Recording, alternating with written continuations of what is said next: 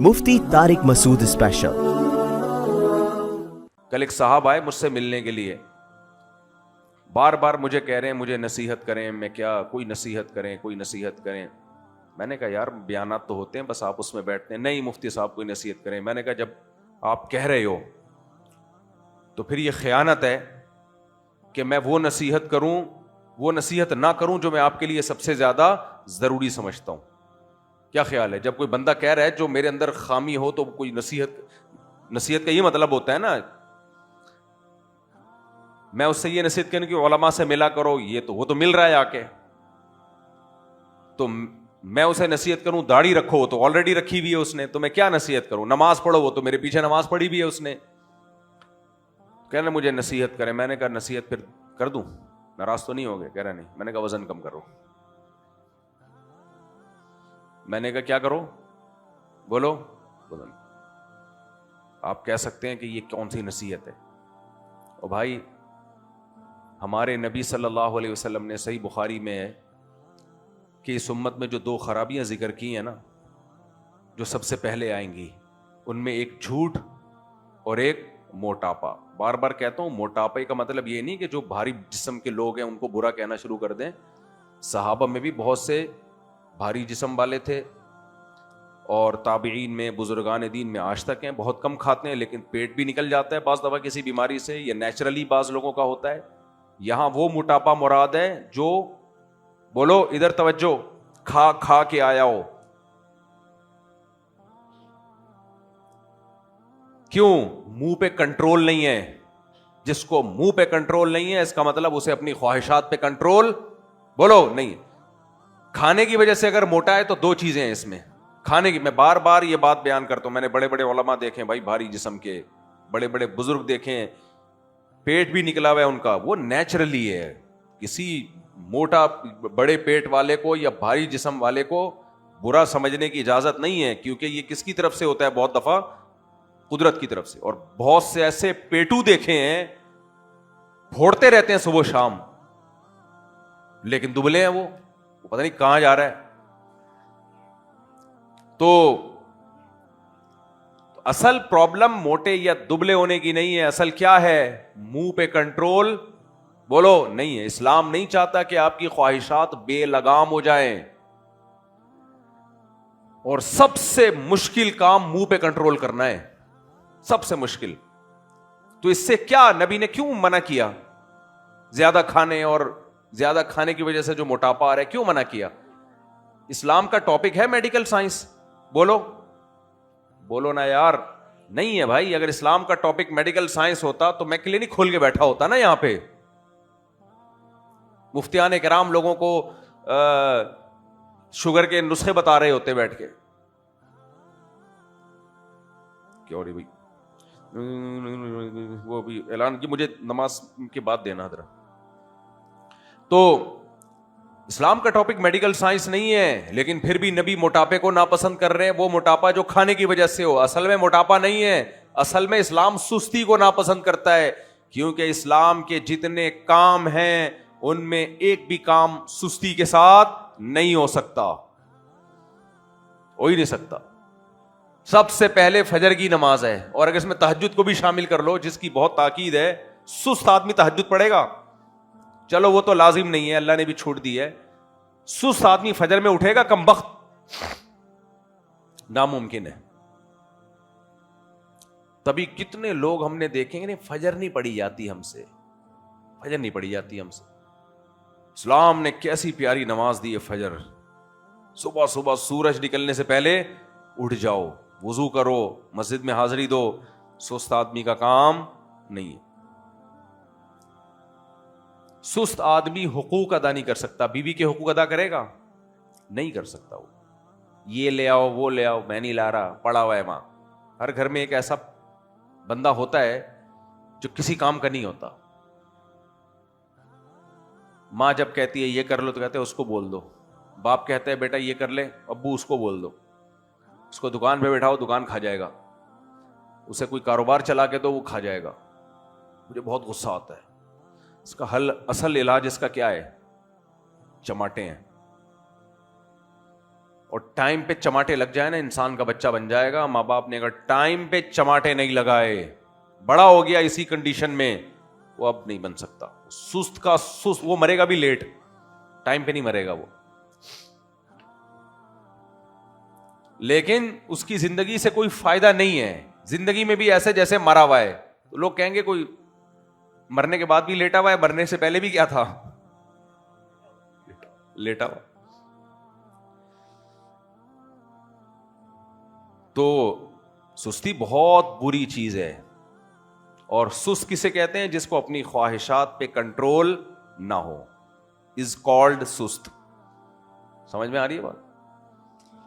دل چاہ رہا ہے یہ کھا لو, یہ کھا لیا. دل چاہ رہا ہے وہاں بیٹھ جا, وہاں بیٹھ گیا. پڑھائی کا ٹائم ہے, بیٹھ گیا لڑکوں میں گپے مارنے کے لیے. اسکول کے بچوں کو یہ بڑا مسئلہ ہوتا ہے. پڑھائی کا ٹائم ہے, دوستوں میں بیٹھ گئے, اٹھا ہی نہیں جا رہا. پولیس آ رہی ہے اٹھانے کے لیے, اٹھ بھائی تیرا کل ایگزام ہے, ہلا ہی نہیں جا رہا.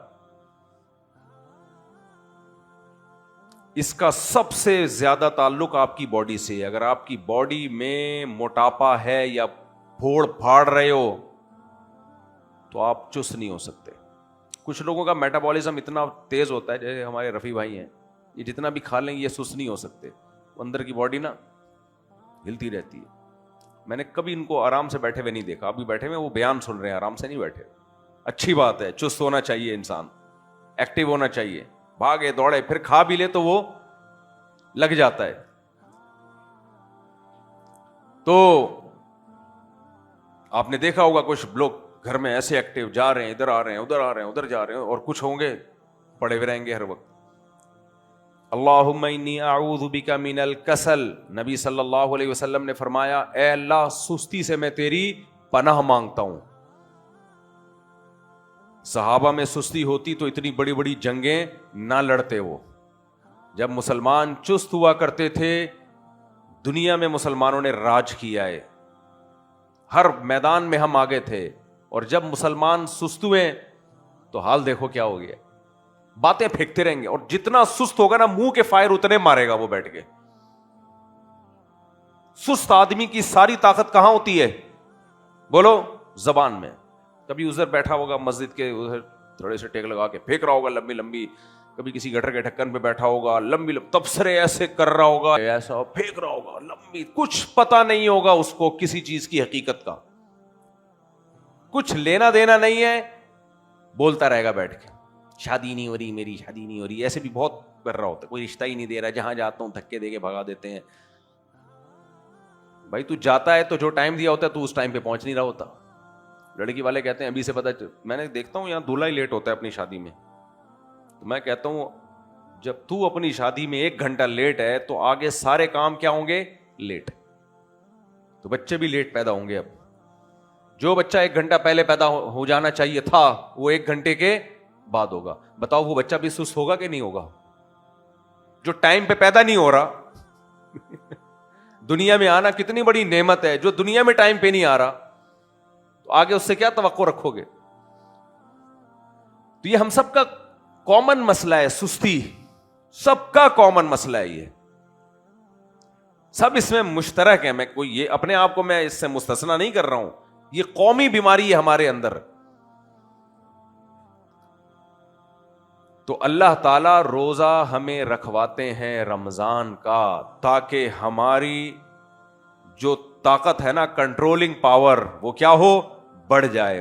اور منہ پہ کنٹرول کرنا سب سے مشکل.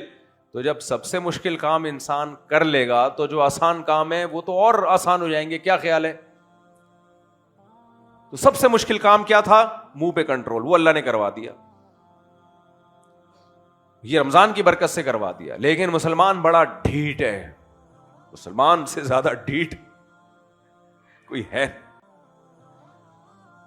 وہ اس ٹریننگ کو بھی ٹریننگ نہیں سمجھتا, وہ اسے ایک رسم کے طور پہ کر رہا ہوتا ہے کہ جی رمضان آ گیا تو ہم نے پرہیز کرنا ہے, بس کیا کریں, ہماری پرمپرا ہے, ہماری خاندانی روایات ہیں کہ رمضان میں صبح سحری کی جاتی ہے اور افطاری کی جاتی ہے اور بیچ میں کچھ کھایا نہیں جاتا. تو یہ تھوڑا سا گزرنے دو, صحیح ہے, تھوڑا سا ٹائم کیا ہونے دو, پاس ہونے دو, پھر دیکھو. تو افطاری میں ہی پتہ چل جاتا ہے. اللہ تعالیٰ کا میرے ساتھ یہ فضل ہوا بعض دفعہ اللہ تعالیٰ کی طرف سے نعمت ہو جاتی ہے.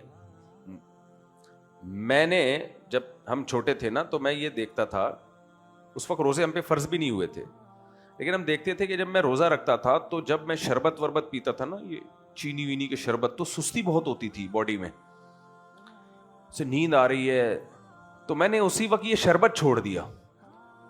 حالانکہ کسی ڈاکٹر نے نہیں ہمیں سمجھایا, کسی نے مجھے نہیں بتایا کہ یہ ہوتا ہے, اس سے یہ چینی نقصان دہ, نہ بس ایک دماغ میں یہ بات آئی تھی کہ یار یہ جب پیتے ہیں تو ایسے سست تو کیا کرنا ہے ایسے, یعنی ایسی غذا کا کیا فائدہ جسے پی کے کیا ہو جائیں, ٹن ہو جائیں. تو اس وقت سے لے کے اب تک شاید زندگی میں چند بار کسی کے اصرار پہ میں نے شربت پی لیا ہو افطاری میں یا کہیں دعوت میں, انگلیوں پہ گنا جا سکتا ہے.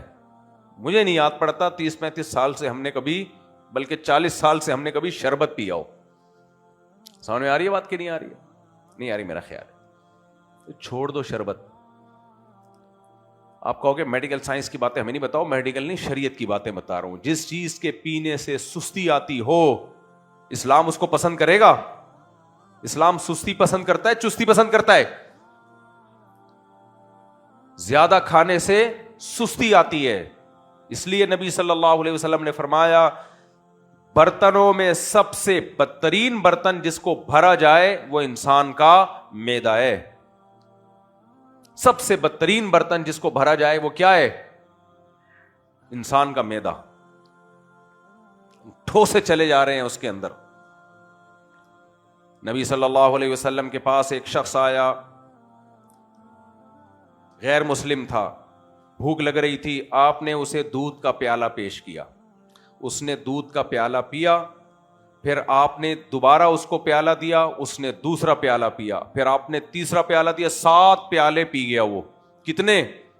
8ویں پہ کہا کہ سیر ہو گیا میں بس. پھر اس نے اسلام قبول کیا. اگلے دن دوبارہ آیا اسی کنڈیشن میں, آپ نے دودھ کا 1 پیالہ دیا, اس نے پیا, آپ نے دوسرا دیا, اس نے کہا سیر ہو گیا میں 1 میں. تو اس موقع پہ نبی نے فرمایا, ترمذی کی حدیث, المؤمن یأکل فی معن واحد والکافر یأکل فی 7 امعاء. مومن 1 آنت بھرتا ہے اور کافر 7 آنتیں بھر کے کھاتا ہے. آپ کہہ سکتے ہو آج تو کافی لوگ بڑی ڈائٹنگ کر رہے ہیں, وہ ڈاکٹروں کے کہنے پہ کر رہے ہیں, وہ خواہشات کو کنٹرول کرنے کی وجہ سے نہیں کر رہے. جہاں ڈاکٹر کہتے ہیں وہاں خواہشات کنٹرول ہو جاتی ہے, جہاں نہیں کہتے تو وہاں دیکھو شراب بھی چل رہی ہے, اور جو نائٹ کلبوں میں ہو رہا ہے, گرل فرینڈ وغیرہ وغیرہ, ان کی تو خواہشات کی کنٹرولنگ پاور ہے ہی نہیں ان میں. اور ابھی عورتوں سے دل نہیں بھرا نہیں ہے کہ وہ ہومو سیکسولیٹی کی طرف بھی چلے گئے ہیں. یہ تو ڈاکٹروں نے ان کو بتایا کہ کسی دھماکے سے پھٹ جاؤ گے, اس لیے تھوڑا ڈائٹ کرو. اسلام پہلے سے ہی آپ کو منہ کو کنٹرول کرنے کا حکم دیتا ہے. اور یہ بھی ذہن میں رکھو, میں نے جتنی حدیثیں دودھ کے بارے میں دیکھی ہیں وہ سب حدیثوں میں ایک ہی مضمون ہے, شدید بھوک میں دودھ کو کھانے کے طور پہ استعمال کیا گیا ہے بس. اور صرف دودھ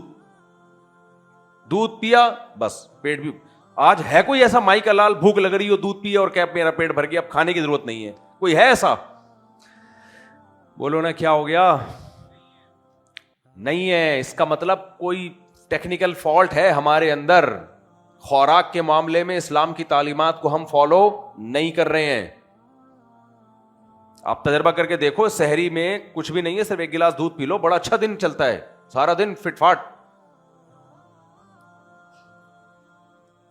تو دودھ کو وہ ویلیو, دودھ کو دودھ سمجھا ہی نہیں جا رہا. ہمارے یہاں دودھ پراٹھے کے ساتھ ہوگا یا اور 20 چیزوں, ناشتے کے بعد 1 گلاس دودھ پیا جاتا ہے. دودھ مکمل غذا ہے, بس پی لو ختم. پانی کی جگہ بھی اور خوراک کی جگہ بھی. وہ نبی نے فرمایا کہ کوئی کھانا ایسا نہیں ہے جو پانی کی جگہ بھی استعمال ہو اور خوراک کی ضرورت بھی پوری کرے سوائے دودھ کے. آپ نے فرمایا پیاس لگ رہی ہو نا, دودھ پی لو, پیاس بھی بجھ گئی اور پیٹ بھی بھر گیا. اس سے جتنی انرجی چاہیے بس مل گئی, اس میں جتنی شوگر ہے وہ کافی ہے سارا دن چلانے کے لیے. ہمارے نبی اور صحابہ کی سنت یہ تھی, شدید بھوک لگ رہی ہے, دودھ پی لیا, اور اس کو بڑا اعلیٰ کھانا سمجھا جاتا تھا. تو آپ تجربہ کر کے دیکھو, شدید بھوک میں 1 گلاس دودھ پیو, بس یہ کھانا ہو گیا, پھر دیکھو آپ کی صحت کیا ہوتی ہے. دودھ ٹھا کر کے باڈی کو لگے گا جا کے. ابھی دودھ کو اپنی جگہ فٹ ہونے کی دودھ کو جگہ مل نہیں رہی ہوتی. وہ پراٹھوں کے بیچ میں سے کیا کر رہا ہوتا ہے؟ جگہ بنا رہا ہوتا ہے. تو میرے بھائی خواہشات پہ کنٹرول کرنا ہے. ہاں وہ جو میں بتا رہا تھا نا, وہ صاحب آئے کہ مجھے کوئی نصیحت کریں. پہلے تو میں کر نہیں رہا تھا, میں نے کہا پتہ نہیں افورڈ کر پائیں کہ نہیں کر پائیں. پھر کہنے لگے کوئی نصیحت کریں. زیادہ پرانی بات نہیں, کل کی بات ہے یہ, کل رات کی. پھر کہنے لگے کوئی نصیحت کریں. میں نے کہا جب زیادہ کہہ رہے ہیں تو میں نے کہا بھائی وزن کو کیا کرو, کم. کہنے لگے کیسے کہنے لگے کیسے. اچھا میں جو بندہ ہوتا ہے نا اس کے حساب سے اس کو نصیحت کرتا ہوں. موٹیویشن یعنی موٹیویشن اس کے حساب سے کرتا ہوں. تو وہ چونکہ داڑھی والے ماشاءاللہ اور دین کی دعوت سے بھی جڑے ہوئے, تو میں نے کہا دیکھو آپ کی دین کی دعوت میں پرسنالٹی کا سب سے زیادہ دخل ہے. اگر کوئی شخص زیادہ کھانے کی وجہ سے آڑا ترچا ہو گیا, ٹیڑھا میڑا آڑا ترچا, پتہ ہی نہیں چل رہا ادھر کو جا رہا ہوں کہ کچھ چیزیں جب ادھر کو جا رہے تو کچھ چیزیں اس کی ادھر کو جا رہی ہیں. وہ کوشش کر رہا ہے میں یہاں جاؤں لیکن کچھ چیزیں اس کو ادھر کو لے کے جا رہی ہیں. تو بالکل میں نے کہا آڑا ترچا ٹیڑھا میڑا آدمی اس کی دعوت میں اثر نہیں ہوتا. تمام پیغمبر اللہ نے خوبصورت بنائے ہیں, اٹریکٹیو بنائے ہیں. شکل تو اللہ بناتا ہے وہ تو جیسی, لیکن باڈی تو اللہ نے آپ کو کنٹرول دیا ہے نا. زیادہ تر کچھ لوگوں کا نہیں ہوتا, وہ بےچارے میں نے بتایا قدرت کی طرف سے وزن زیادہ ہے, وہ تو ٹھیک ہے کوئی مسئلہ نہیں ہے. اپنے اختیار سے اپنے آپ کو بگاڑ دینا یہ اچھا کام نہیں ہے میرے بھائی, اللہ کو پسند نہیں ہے. حدیث میں آتا ہے نبی صلی اللہ علیہ وسلم نے ایک یہودی عالم کو آر دلائی تھی اس کے موٹے ہونے پہ. آپ نے اس سے فرمایا کہ کیا تو نے تورات میں پڑھا نہیں ہے کہ اللہ کو موٹے پیٹ والے سے نفرت ہے, اور تو اپنا پیٹ دیکھ, وہ حرام کھانے کی وجہ سے نکلا تھا اس کا پیٹ. فرمایا کہ تو کتنا تورات پر عمل کر رہا ہے جو صبح شام تورات کرتا ہے. ہم بھی صبح شام قرآن کرتے ہیں, لیکن آپ دیکھ لو ہماری حالت کیا ہے. تو میں نے ان سے کہا, میں نے کہا وہ بہت زیادہ موٹے نہیں تھے وہ, میں نے کہا بھائی آپ دعوت کے کام سے جڑے ہو. میں نے کہا مولوی پتلا بہت اچھا لگتا ہے, مولوی تو موٹا اچھا لگتا ہی نہیں. پھر میں بار بار ریپیٹ کر رہا ہوں کہ جو قدرتی طور پہ بھاری جسم کے ہیں وہ تو سب میں ہی ہوتے ہیں. وہ مولوی جو کھا کے موٹا ہو گیا ہو, داعی جو کھا کے موٹا ہو گیا ہو, جس کو لوگ دیکھ رہے ہیں کھائے جا رہے, دسترخوان کھا گیا, لوگ بھاگ رہے ہیں کہ ہمیں نہ کھا جائے کہیں.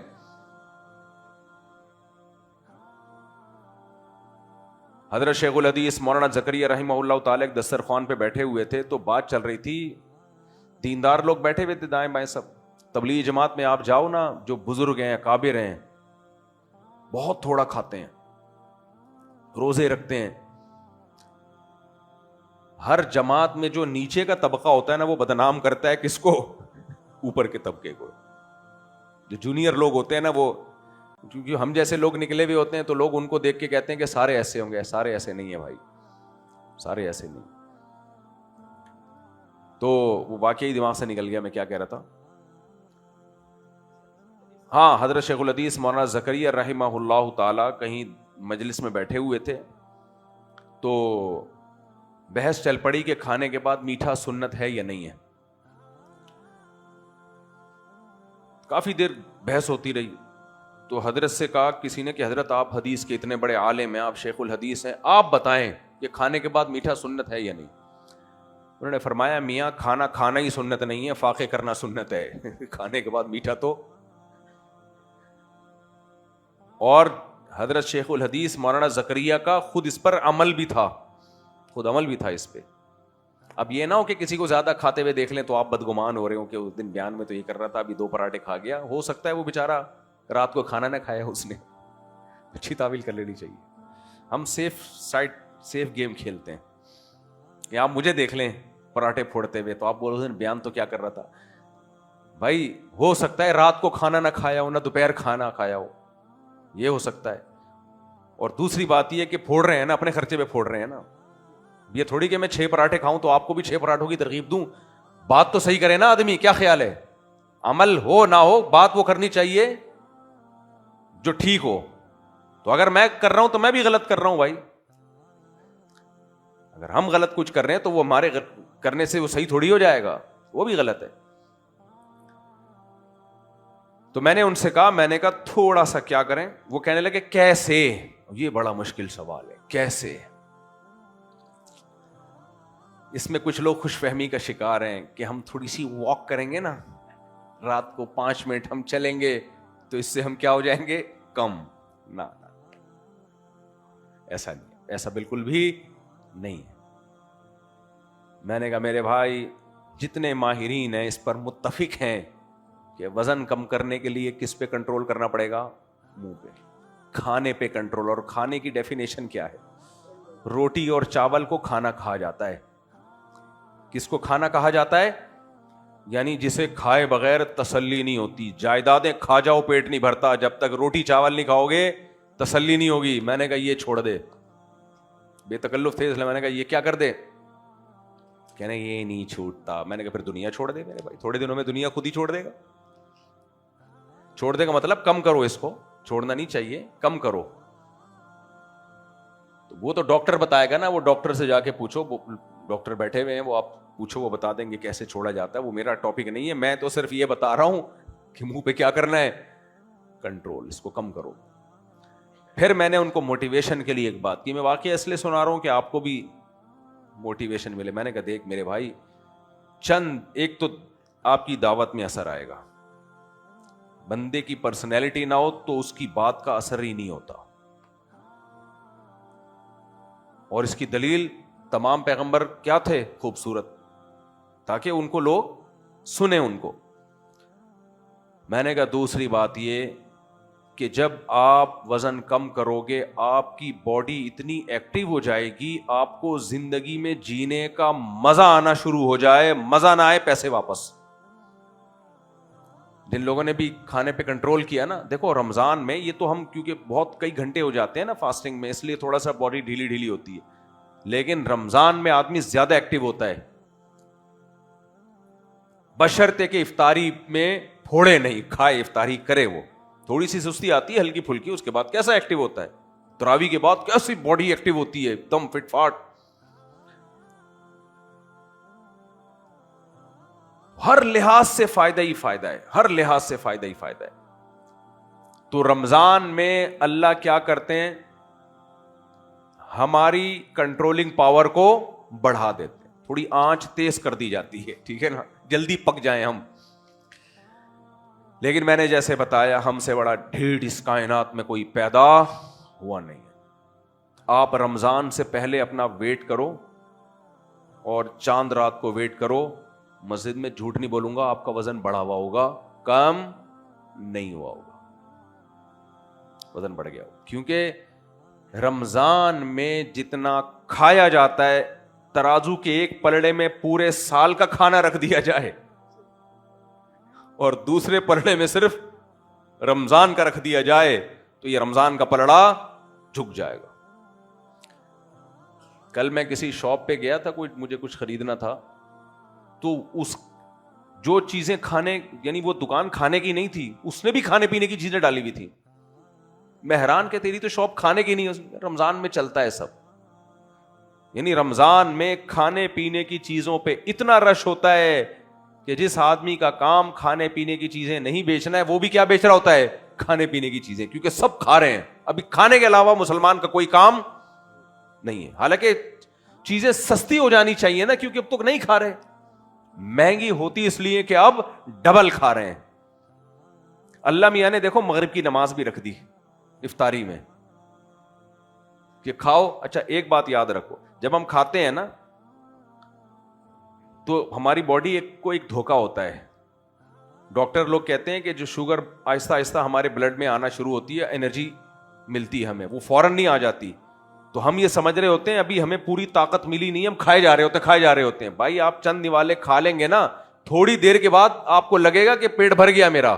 تبھی جو لوگ تھوڑا کھاتے ہیں پھر آ کے مغرب کی نماز پڑھتے ہیں, پھر جاتے ہیں تو بھوک ختم ہو چکی ہوتی ہے ان کی.